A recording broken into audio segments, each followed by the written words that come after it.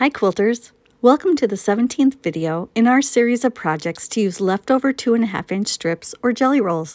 I've been wanting to use up this bag of brown and cream strips for a long time, and this pattern is perfect for it. The pattern is located on the Moda website and it's called Chains. This pattern calls for two colors. The stronger the contrast between the two colors, the more the pattern will pop out at you at the end. My first job is to find the longest pieces out of all these strips. I'll need those for the blocks and the sashing. I'm going to take a little time to press them so my cutting is more accurate. I'm going to cut the sashing first because it's the longest pieces I need. I need 12 rectangles that are 2.5 inches by 22.5 inches. The next pieces I'm going to cut are for the blocks. I need 16 rectangles that are 2.5 by 18.5. 16 rectangles that are 2.5 by 14.5, 16 rectangles that are 2.5 by 10.5, 16 rectangles that are 2.5 by 6.5, and 41 squares that are 2.5 by 2.5. You can cut each piece individually, or you can layer fabrics and cut multiple pieces at one time. I have 4 stacks of 4 fabrics, so I'm cutting all 16 pieces at once. When cutting multiple layers like this, I always make sure I have a fresh blade in my rotary cutter. And the other important thing to remember is to always double check the measurement that you're on so that you cut the right measurement, because if you make a mistake cutting multiple layers, you're going to make 16 mistakes instead of 1. I am, of course, speaking from experience of making a wrong cut. I was able to salvage the pieces that I cut wrong by cutting smaller sections from it. That way I didn't waste any of the fabric. Once I finished cutting the exact size pieces for the blocks, I worked on gathering the pieces I would need for the strip piecing sections. For the strip piecing section of the blocks, you will need at least 23 strips that are 2.5 inches by around 22 inches, or at least 20 inches. You will also need 41 strips that are 2.5 inches by 11 inches. I was lucky to have a wide variety of strips to choose from, so I didn't have very many duplicates. If you wanted to use one fabric for all of the lights in this quilt, you would need about 3 3/4 yards to get all the pieces that you need. I know I have a lot of cream strips left, but I did manage to cut it down to about half of the original amount. I'm going to set aside the light fabrics, keep them all together in a bucket, and then I'm going to start cutting on the dark fabrics. The strips of darks that I need are all for strip piecing sections, except for some of the squares. I'm going to start collecting the longest pieces first. I need 30 strips that are 2.5 inches by about 22 inches. I tried not to have too many duplicates. I wanted to have as much variety in the strip selection as I could find. After I found the longest strips, I looked for 40 strips that would be 2.5 inches by about 11 inches. I cut pieces off longer strips so I could get a wider variety of fabrics. After I cut the 40 strips that were 2.5 by about 11 inches, I then looked for strips that I could use for the binding. I wanted to have a scrappy binding and a lot of different fabrics, so I used some smaller pieces along with some of the longer pieces. Once I had the binding set aside, I then needed to cut 64 squares that were 2.5 inches by 2.5 inches. I stacked strips on top of each other and cut multiple squares at once so that it wouldn't take as long. Once I had everything cut, I added the strips and squares to the bucket with the light fabric along with the pattern and took it over to the sewing machine. That way I knew everything would be together. Like the cream colored, I used about half of the brown strips that I started with, and so the bag that I'm putting everything back into is only about half as full as it used to be. Now it's time to start sewing. Use 1/4 inch seam allowances throughout. This project is a little more involved than some of the other strip projects we've worked on so far, but just take it in steps, one small section at a time. We're going to start with the checkerboard centers of the blocks. We need to have all of the 2.5 inch by 11 inch pieces of the dark fabric and the light fabric. Set aside 4 of the dark and 5 of the light 2.5 inch by 11 inch strips. With right sides together, sew a dark strip to a light strip. You will use all of the strips. You will end up with 36 strip sets that have a light and a dark. The tool I'm using to cut these apart is called the Blade Saver Thread Cutter. It's much easier than using a scissors to cut them apart, and it has saved me a ton of time. It is one of my favorite tools to use when I'm chain piecing. For these strip sets, press towards the dark fabric.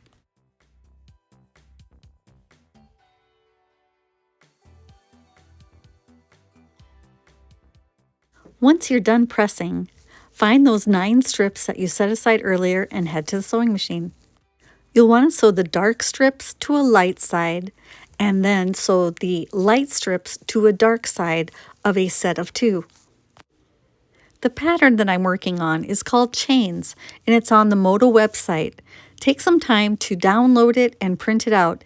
It makes it a little easier to follow along if you have the pattern. We have a link in the description below that'll take you right to the pattern. If this is the first strip quilt you've seen from our channel, please check out the playlist of projects using 2.5 inch strips or jelly rolls. We have lots of quilt options for you. The link is in the description below. Now we're just going to keep adding strip sets to these pieces, alternating the colors dark, light, all the way across until we've used up all of the strip sets.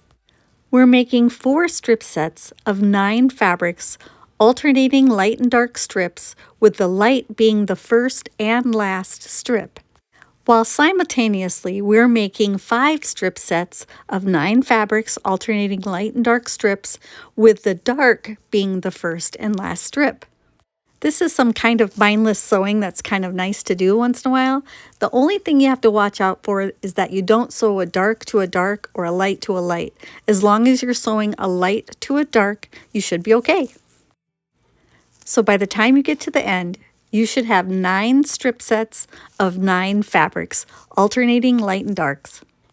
You can press as you go along after you add each strip set, but I chose just to keep sewing until I had all 9 of the strips sewn together, so I would only have to go to the ironing board once. I wasn't sure if I was going to like this quilt when it was finished because I'm not a big fan of brown and cream fabrics. But I have to say, it's one of my favorite quilts so far in this series. What it lacks in color, it makes up for in visual interest. It really makes your eyes dance around as you look at it.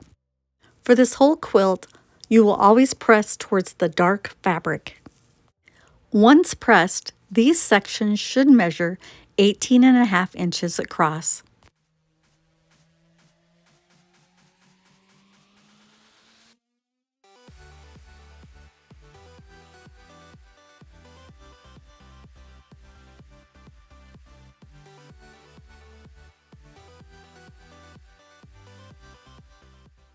From all of the strip sets, you will subcut sections that are 2.5 inches wide. You should be able to get 4 cuts from each of the strip sets. You should have 16 that have the dark fabric on each end and 20 that have the light fabric on each end. Set aside 4 of the pieces that have light squares on each end, and then we will sew the rest of them together into sets of 2. Sew the remaining light-ended strip sets to the dark-ended strip sets. If you've been pressing towards the dark fabrics, the seams should nest together as you're sewing. You can, of course, pin if you need to. I just sewed from seam to seam so I could adjust the pieces as I went. If you're enjoying our strip series, we hope you will subscribe to our channel and remember to hit the like button.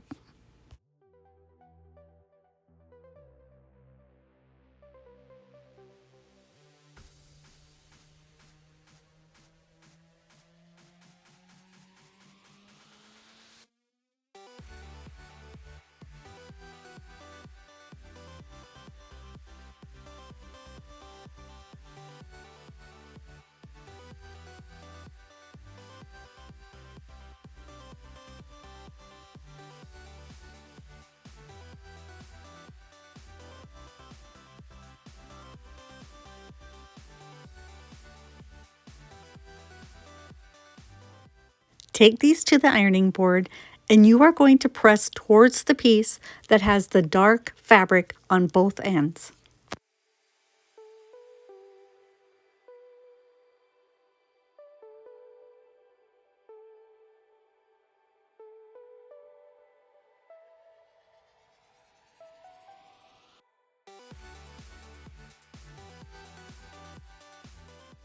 Sew the sections of 2 together to make a section of 4.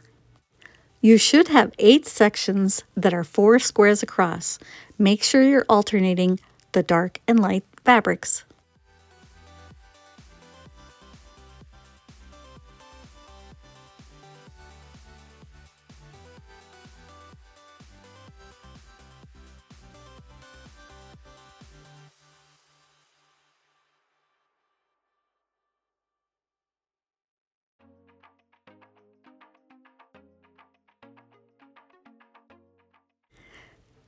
Press towards the section that has the dark fabric on both ends.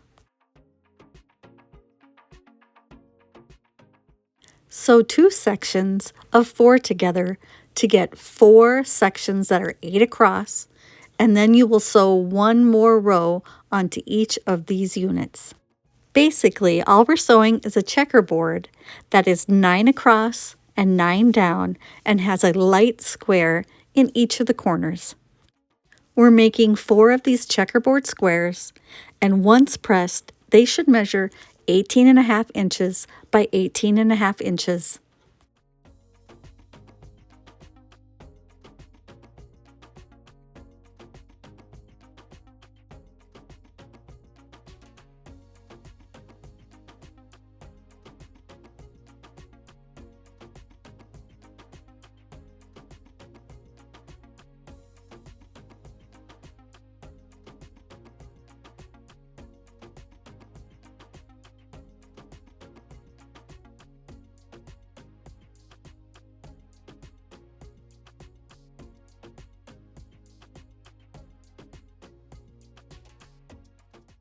Press towards the row that has the dark fabric on both ends.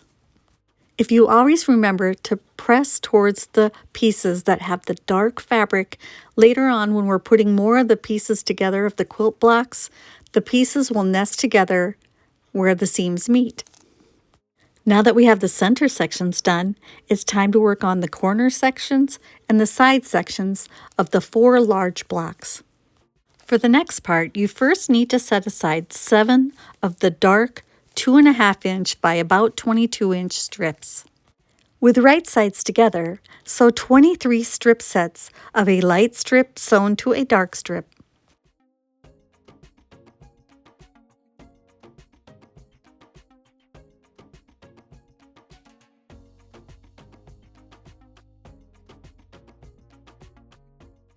Once you've sewn these 23 strip sets, you could take it to the ironing board and press, but I'm lazy, so I'm going to do a bit more sewing first.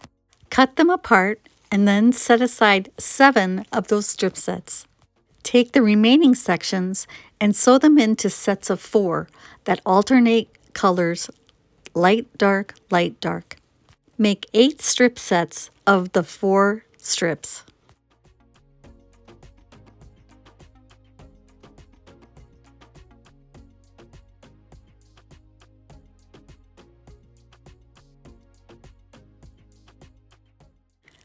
Press towards the dark fabric. You can press from the back side or the front side if that's more natural to you. I usually press from the back side first, and then I flip it over to the front and make sure that I haven't pressed any creases into the seams. Once pressed, these sections should measure 8.5 inches wide. We're going to subcut these units into sections that are 2.5 inches wide. You should have enough to cut 64 sections that are 2.5 inches wide by 8.5 inches long. You can cut each of these separately if you prefer, or you can stack the fabrics and cut multiple sections at one time. When stacking the strip sets to cut multiple layers at once, you want to offset the seams a little bit so that you don't have the seams all in one area. When cutting multiple layers like this, I'm always double checking that I'm on the right mark before I cut, because if I'm going to make one mistake, it's actually going to be about 4 mistakes. And I like to do backwards cutting, where instead of trimming an edge and then cutting 2.5-inch sections one at a time, I start by cutting 12.5, and then I move the ruler back to 10, and then 7.5, and then 5, and then 2.5, so I can make multiple cuts without moving the ruler as much and without moving the fabric as much. Once you have your 64 sections cut, you're going to sew them together into sets of 2, alternating the fabrics light, dark, light, dark. Basically, we're making a 16 patch where 2 of the corners opposite each other are light fabrics and the other 2 corners opposite each other are dark fabrics. Make 32 of these sections.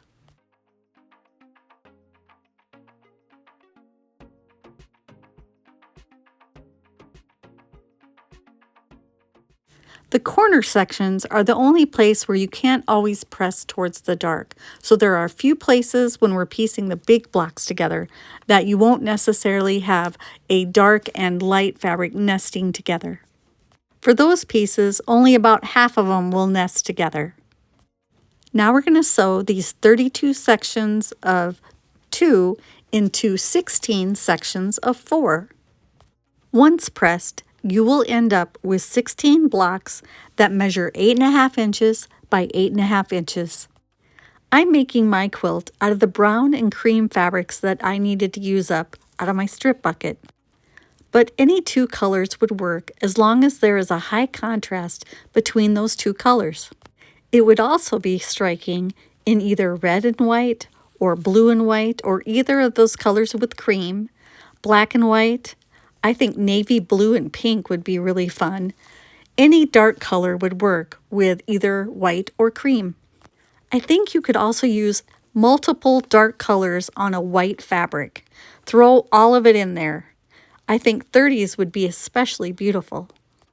I also think it would be fun to switch the values, say have light fabrics on a dark background, or to use an ombre print for either the light or the dark.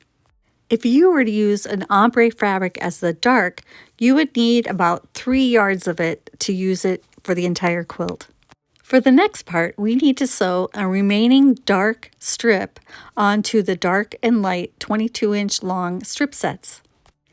You should be able to make 7 strip sets that have a light strip in the center and a dark strip on either side of it.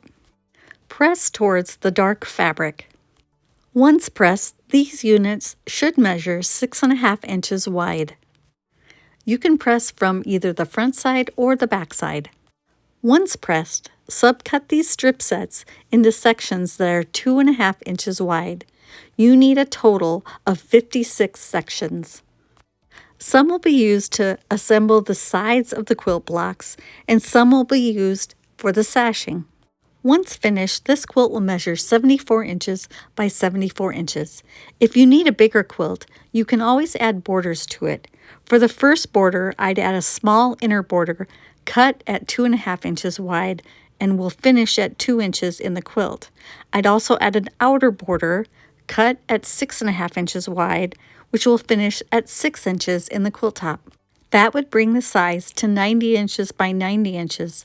You can always add piano key borders to the top and bottom of the quilt, 6 inches long, to make it 90 inches by 102. Now we're going to work on the side sections of the large blocks. Start by piecing 32 light squares to 32 dark squares. You will press towards the dark fabric, and then you will sew these onto opposite ends of the rectangles of light fabric that are 2.5 inches by 10.5 inches.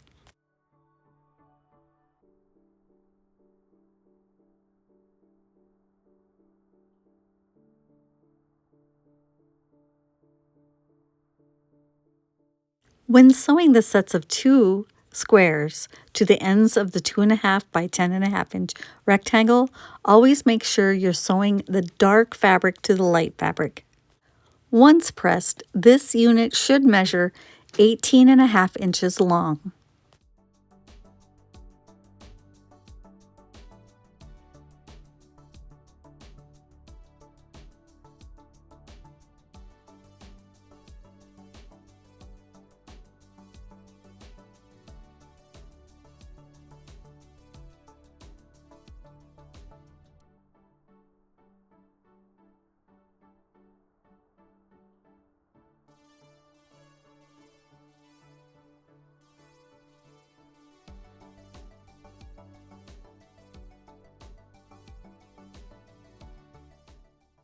Keep pressing towards the dark fabric.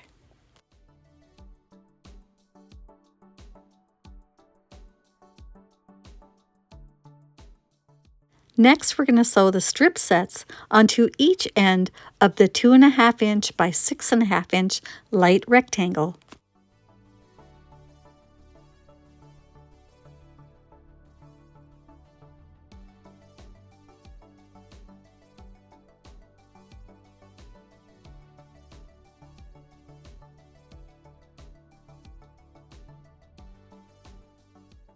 I tried to make sure that I didn't use the same strip set on each end of that rectangle. I tried to mix up the fabrics really well. Once pressed, this unit should measure 18.5 inches long.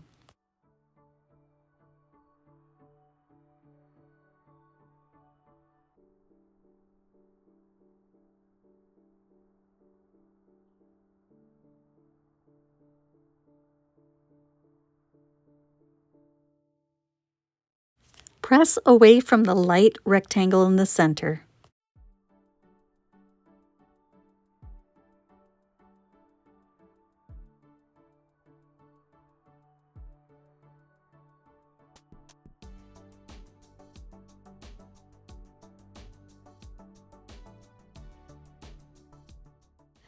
Sew a 2.5 inch dark square onto each end of the 2.5 inch by 14.5 inch light rectangle. Once pressed, this unit should measure 18.5 inches long.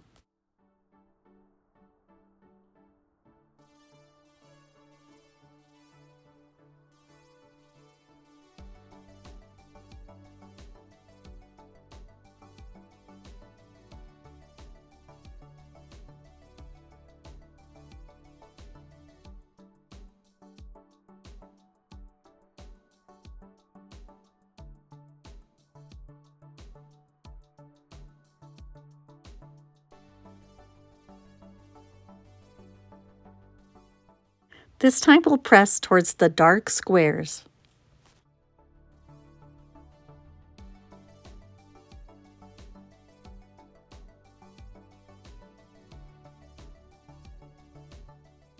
Now it's time to start sewing these units that are all 18.5 inches long together. First, sew the sections that have 3 squares on each end to the section that has 2 squares on each end. If you've been pressing towards the dark fabric, when you sew these units together where seams meet up, those seams should nest together.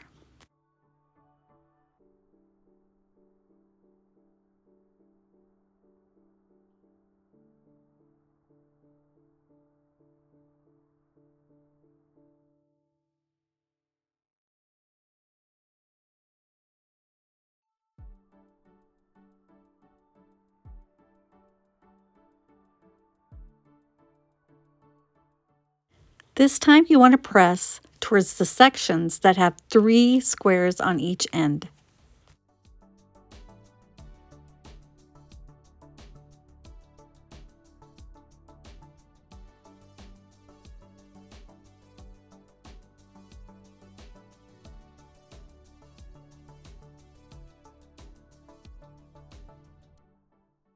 Next, we want to sew the 2.5 inch by 18.5 inch light rectangles to the piece that has the dark squares on each end.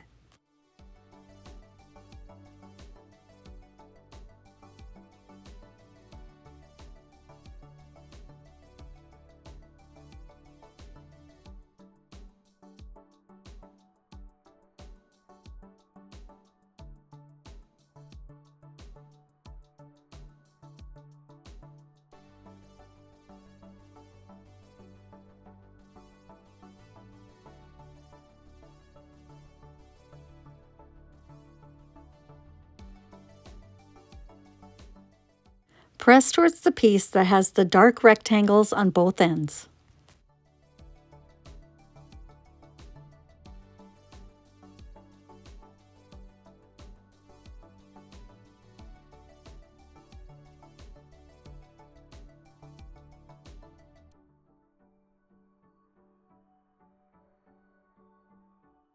Next, we'll finish off the side sections by sewing those two units together. The dark fabrics should kind of have a stair-step effect on the sides of the block.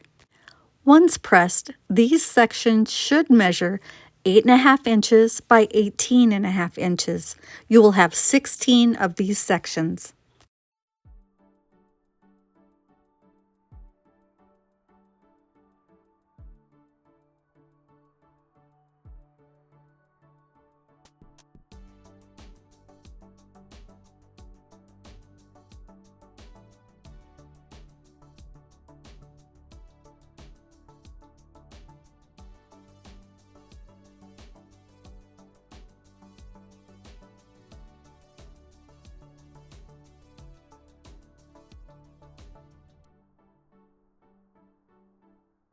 Press towards the unit that has the dark on each end.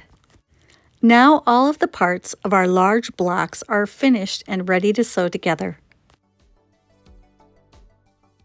Find a place to lay out the pieces for your quilt blocks. We're making 4 large quilt blocks. The light squares in the corner block should all point towards the center section. The large 2.5 inch by 18.5 inch rectangles should be on the outside of the block. First, we're going to assemble 3 rows. So the top row will be 2 corner blocks and a side block. The middle row will be 2 side blocks sewn to the center block, and then the bottom row will be the same as the top row. You will always have alternating colors, so dark, light, dark, light. A few times when you're sewing the corner blocks to the side blocks, those will have places where you might have seams that overlap, but otherwise the seams should nest together. After the rows are sewn together, you'll want to press. You'll always want to press towards the side rectangles. Each of these sections should measure 34.5 inches long.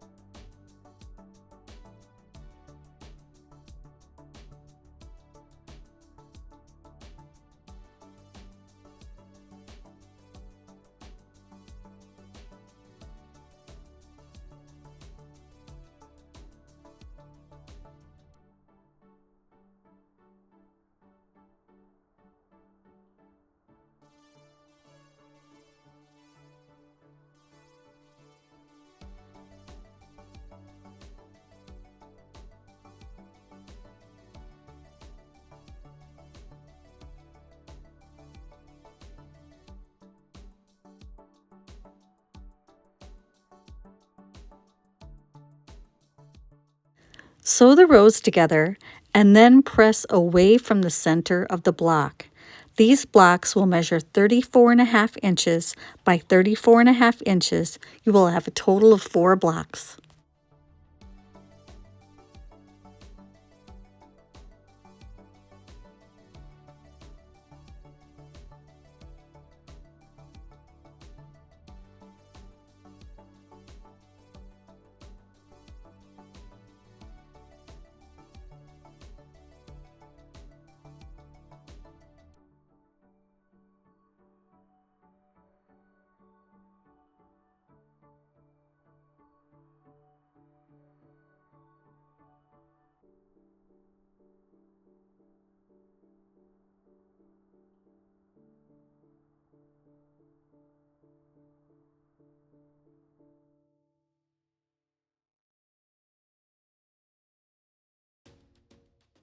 Find a spot to lay them out and get them in an arrangement that you like. Next, we're going to need to sew the remaining of the strip sets to the end of the 2.5 inch by 22.5 inch sashing rectangles. Sew a strip set onto each end, and then you will press towards the strip set. Each of these units should now measure 2.5 inches by 34.5 inches. You will need 12 of these sections.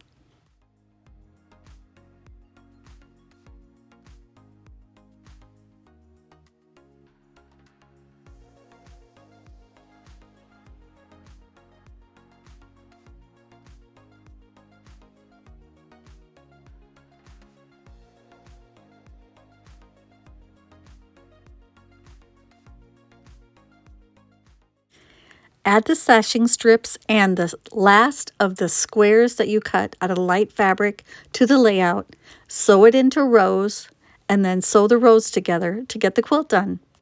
You can add borders at this point if you want. Otherwise, layer it with batting and backing and quilt as desired. Next, I'm going to take the pieces I set aside at the beginning for the binding, and I'm going to sew them end to end to get a piece long enough to do the whole binding. When sewing binding strips together, you want to use a diagonal seam instead of a straight seam. I like to use my diagonal seam tape to help me with these angled seams. The purpose of having a diagonal seam instead of a straight seam is that you get to spread that seam over 2.5 inches versus having it all be in a bulky 1/2 inch area. It is definitely less noticeable on the edge of your quilt and also easier to sew. It also helps to press the seams open when you're pressing your binding seams instead of to one side. It's less bulky and less noticeable from the front. For the batting, I used warm and natural batting, and for the backing, I picked a simple yellow fabric that had just a little bit of a design. On this project, I thought a very simple quilting design would be the best to show off the pattern. I just did a super simple squiggle stitch or a serpentine stitch following the lines of the quilt in both directions. I used a cream colored thread, and I did this on my long arm quilting machine, freehanding the lines. It's much easier than trying to stitch in the ditch. If you have a serpentine stitch on your sewing machine, this is something you could tackle at home. I'm not saying it would be easy, I'm just saying it can be done. And the squiggle stitch or the serpentine stitch is much more forgiving than trying to stay in the ditch. And now a quick update on the strip bucket. So I started out with a bulging bag of strips, and with this project I was able to get that bag down to half the size. Everything still fits in just one bucket, and I have a little more room now that I have that one bag down to half its usual size. There's still plenty more quilts to be made from this strip bucket. We hope you'll remember to hit the like button, leave a comment for us, let us know if this is a quilt you'd like to tackle, share with your quilting friends, and subscribe. Thanks for watching, and happy quilting!